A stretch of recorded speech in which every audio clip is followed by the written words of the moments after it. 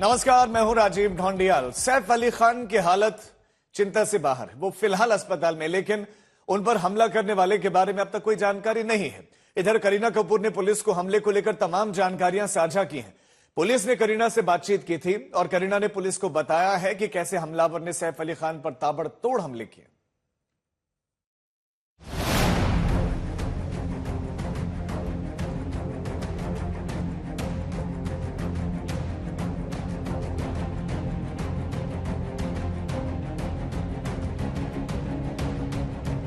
करीना कपूर ने जो बताया है वो सुनकर आप चौंक जाएंगे।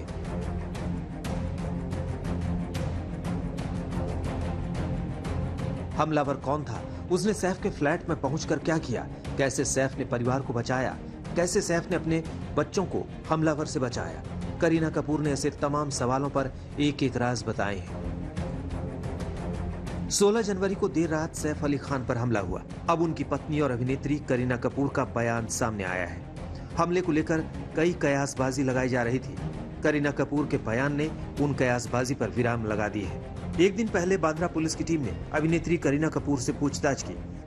रात करीब 2 बजे सैफ अली खान पर चाकू से हमला हुआ। हमले में वो गंभीर रूप से जख्मी हो गए।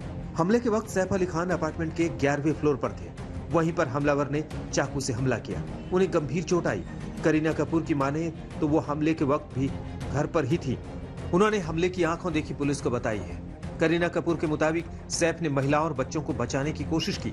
वो बीच में आए तो हमलावर जहांगीर तक नहीं पहुंच पाया। पुलिस को दिए बयान के मुताबिक हमले के बाद बच्चों और महिलाओं को 12वीं मंजिल पर भेज दिया गया था। करीना ने यह भी बताया कि हमलावर काफी आक्रामक था।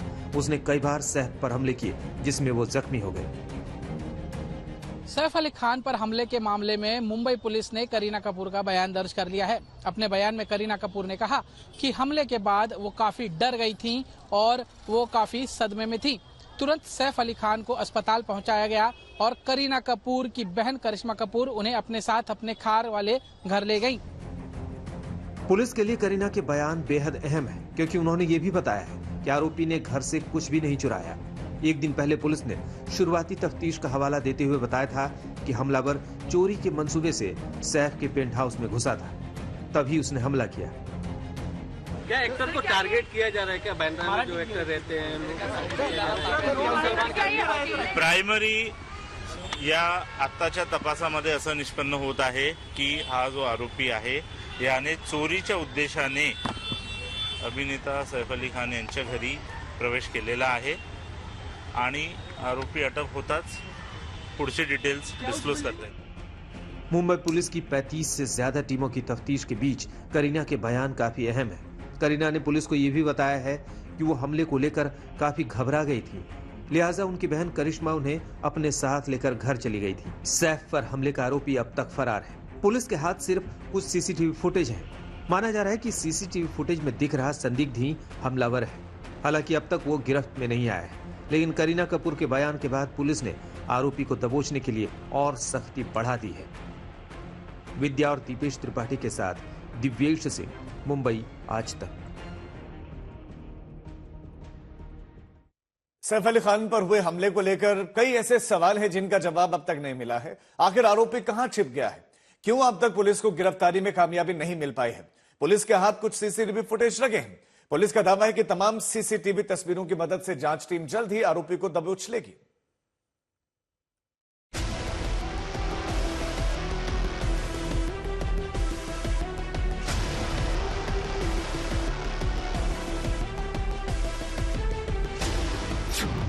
हमलावर का नाम पता नहीं, हमलावर का मकसद पता नहीं, आरोपी कहां छिपा पता नहीं। न नाम पता है, न हमले की वजह, और न ही ये जानकारी है कि हमले के बाद वो शातिर कहां भाग निकला, मुंबई या मुंबई से बाहर किस हिस्से में छिप गया है।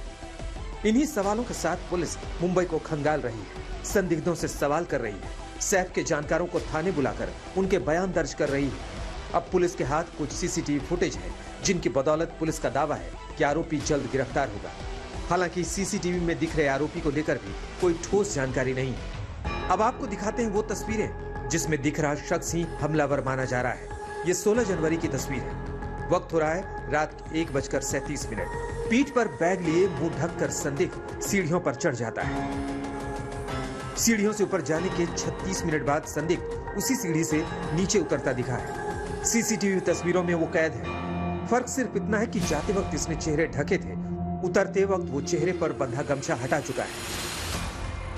मुंबई पुलिस ने कुछ और सीसीटीवी तस्वीर बरामद की है। दावा किया जा रहा है कि हमले के बाद संदिग्ध हमलावर सैफ के घर से सीधे बांद्रा पहुंचा। बांद्रा में वो सुबह 8 बजे तक घूमता रहा, लेकिन पुलिस उसे गिरफ्तार नहीं कर सकी। पुलिस ने बांद्रा इलाके में जाकर कुछ और सीसीटीवी खंगाले तो कुछ और जगहों पर उसकी तस्वीरें कैद हुई। ये सीसीटीवी तस्वीर देखी 16 जनवरी को सुबह 7:06 पर बांद्रा इलाके में ये संदिग्ध दिखा। फर्क ये है कि इसने अपने कपड़े बदल लिए। इसका बैग इसके साथ ही है। कुछ ही देर बाद ये दादर इलाके में एक दुकान पर जाकर हेडफोन खरीदता है। उस वक्त सुबह के 9:04 हो रहे हैं। जो सीसीटीवी के ट्रेल पुलिस को मिल रहे हैं, जैसे वो बांद्रा से निकला, फिर किस तरफ गया है, किस दिशा में गया है, उसी के आधार पर पुलिस की छानबीन आगे बढ़ रही है। पुलिस की छानबीन दादर तक भी पहुंची है। हम इस वक्त वहां दादर इलाके में खड़े हैं, जहां पर एक दुकान से उस समय उसने एक हेडफोन खरीदा था और यहीं पर उसका सीसीटीवी का एक ट्रेल जो है वो पुलिस को मिला है। यहाँ पर फिलहाल मुंबई क्राइम ब्रांच की टीमें यहाँ पर मौजूद हैं। 3 गाड़ियां यहाँ पर मुंबई क्राइम ब्रांच की जो है वो साफ तौर पर देखी जा सकती हैं। यानी कि मुंबई क्राइम ब्रांच और मुंबई पुलिस दोनों ही समांतर रूप से इस केस की जांच कर रही हैं। जो लक्ष्मी होटल दिख रहा है उसका भी एक सीसीटीवी सामने आया है, जहां पर कुछ देर तक वो जो सीसीटीवी वाला शख्स है जो सस्पेक्ट है, संदिग्ध है, वो नीचे काफी देर तक वहां पर रुका हुआ था। इतने सीसीटीवी फुटेज सामने आने के बाद अब तक ये साफ नहीं हो पाया है कि जिसे हमले का संदिग्ध माना जा रहा है वो बचकर कहां निकल गया। 55 घंटे से ज्यादा का समय हो चुका है, लेकिन इस वक्त मुंबई पुलिस के पास अगर कुछ है तो यही कि अलग अलग इलाकों का आरोपी के अलग अलग कपड़ों में उसका सीसीटीवी फुटेज। इस वक्त मुंबई पुलिस को ये भी नहीं पता है कि आरोपी किस इलाके में है। कुछ समय पहले बांद्रा में था, उसके बाद वो दादर पहुंचा, अब वो कहाँ है ये मुंबई पुलिस को नहीं पता है। और सबसे बड़ी बात है कि मुंबई पुलिस कह रही है कि टेक्निकल सर्वेलेंस के जरिए वो जो कोशिश कर रही थी वो भी नहीं हो पा रहा है। मुंबई पुलिस की बड़ी टीम दिन रात आरोपी की गिरफ्तारी में जुटी है। अब तक 50 से ज्यादा लोगों से सवाल जवाब तक हो चुका है। देखना है कि पुलिस को कब कामयाबी मिलती है और इस मामले का कब तक राजफाश होता है। विद्या और दिव्येश सिंह के साथ दीपेश त्रिपाठी, मुंबई आज तक। सैफ अली खान पर हमला मामले में संदिग्ध हमलावर ने जो नए सीसीटीवी फुटेज उसके सामने आए हैं, उसमें एक तस्वीर में दादर की दुकान में वो हेडफोन खरीदता हुआ दिखा। ये आपके सामने तस्वीरें हैं। उसी दुकान में आज तक संवाददाता दीपेश त्रिपाठी पहुंचे और पूरी जानकारी वहां से जुटाई। सैफ अली खान पर हमला करने वाले शख्स की तलाश के मामले में मुंबई पुलिस उस सीसीटीवी में दिख रहे शख्स की भी तलाश कर रही है। जो शख्स सैफ अली खान के घर से यहाँ से निकलने के बाद दादर पहुंचा था और दादर में इसी मोबाइल की दुकान में वो आया था। उसने यहाँ से एक हेडफोन खरीदा था। सैफ अली खान के घर से निकलने के बाद उसने कपड़े बदल लिए थे और यहाँ पर उसी शर्ट में दिखाई दे रहा, हमारे साथ हैं उस दुकान में काम करने वाले। सर, वो शख्स जब आया था तो क्या कहेंगे, कैसा लग रहा था, क्या खरीदा उसने यहाँ से? बस एक ईयरफोन खरीदा, 50 वाला ईयरफोन लेके गया। और सर, क्या वो घबराया हुआ लग रहा था या उसके बारे जानकारी नहीं है सर, कौन थे नहीं थे अभी तक नॉलेज नहीं इसके बारे, कौन है नहीं है। बस जो है सर आए वीडियो लेकर गए, उसके बारे जानकारी। सर, पुलिस से कुछ पूछताछ में क्या पूछा? नहीं, वो हमारे से कुछ पूछताछ नहीं है। बिल्कुल, तो वो शख्स यहाँ आया था और यहाँ पर आने के बाद उस शख्स ने यहीं से हेडफोन खरीदा था। यहाँ पर वो शख्स खरीदा था जिसकी सीसीटीवी कैद हो गई है तस्वीरें, और वो सीसीटीवी जो है मुंबई क्राइम ब्रांच ने अपने हिरासत में कल ले लिया है और अब इसकी जांच आगे बढ़ रही है और मुंबई पुलिस उस ट्रेल को ट्रैक करने की कोशिश कर रही है कि वो शख्स कहाँ कहाँ गया था। कैमरामैन स्वप्निल के साथ दीपेश त्रिपाठी, मुंबई आज तक। जैसे कि मैं सो रहा हूँ तो पिताजी को जगाना है मुझे, तो वो डायरेक्ट उठाने के बजाय, और हिंसा की परंपरा मेरे यहाँ नहीं थी सौभाग्य से, तो वो क्या करते थे कि उस कमरे में आ जाएंगे या बाहर से गुजरेंगे और चौपाई बोलेंगे, प्रात काल उठ गए रघुनाथा मात पिता गुरु नावई माता। कभी कभी मैं गुस्से में उठ करके अरे पापा, चरण स्पर्श किया और सो गया। मैंने कहा अब मत उठाना।